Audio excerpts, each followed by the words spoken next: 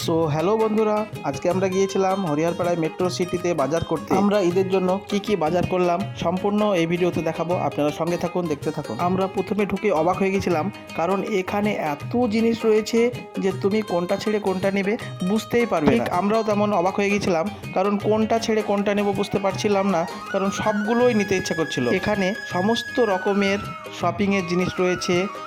দেখুন এখানে চশমা রয়েছে অনেকগুলো। এখানে এ টু জেড সব রকমের জিনিস পাওয়া যাবে, ছোটদের বড়দের সবার জিনিস পাওয়া যাবে আলাদা আলাদা জায়গায়।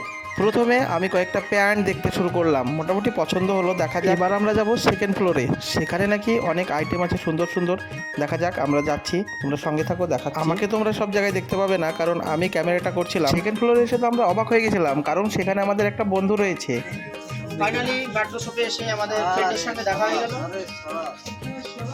তার সঙ্গে আমরা একটু মজা করলাম এবং ভিডিও করে নিলাম। মাঝে আমাদের দাদা একটা শাহরুখ খানের পোস্ট দিয়ে দিল, কেমন হয়েছে তোমরা বলবে কমেন্টে। আমার তো মনে হয়েছে খুব সুন্দর হয়েছে। এবার যাব আমরা থার্ড ফ্লোরে, সেখানে কি কি আইটেম আছে আমরা একটু দেখবো, আপনারা সঙ্গে থাকুন। আমরা খুব তাড়াতাড়ি করছিলাম, কারণ রাত্রি অনেক হয়ে গিয়েছিল, আমাদেরকে আবার বাড়ি ফিরতে হবে, সেই জন্য এবার চলে গেলাম থার্ড ফ্লোরে। ফ্লোরে রয়েছে বাচ্চাদের সুন্দর সুন্দর নিউ কোয়ালিটির ড্রেস, গেঞ্জি, জামা, প্যান্ট, সব রকমের আইটেম। আমরা সবাই মিলে পুরো থার্ড ফ্লোরটা একটু ঘুরে দেখলাম। বাচ্চাদের ড্রেসের পাশেই আমি দেখলাম সুন্দর সুন্দর গেঞ্জি, সেখানে গিয়ে আমরা দুটো গেঞ্জি ধরে দেখলাম কেমন লাগছে, ভালোই লাগছে গেঞ্জি। সেই গেঞ্জি দুটো আমরা নিয়ে নিলাম এবং তারপরে একটু পাশে দেখুন এই ভাইয়ের সঙ্গে একটু কথা বলে নিলাম, জিনিসপত্রের দাম কেমন সেটা জানছিলাম। মোটামুটি খুব ভালোই, এখানে সব রকম জিনিস পাওয়া যায়। দাদা একটা ছোট্ট পুতুল নিয়েছে, দেখুন কেমন সুন্দর লাগছে, আমার তো খুব সুন্দর লাগছে, আপনাদের কেমন লাগছে? দুজনেই দুটি পুতুল নিয়ে নিল।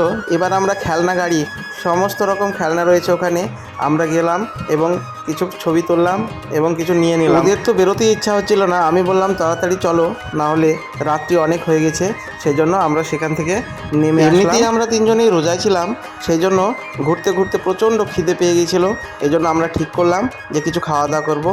এই দেখেন আমরা শেষে পাশেই হানি রেস্টুরেন্ট রয়েছে, সেখানে গিয়ে আমরা বিরিয়ানি অর্ডার করলাম। হ্যাঁ, এখানকার বিরিয়ানিও খুব সুন্দর হয়। আমরা খেতে শুরু করব, পরের ব্লগে দেখা হচ্ছে, টাটা।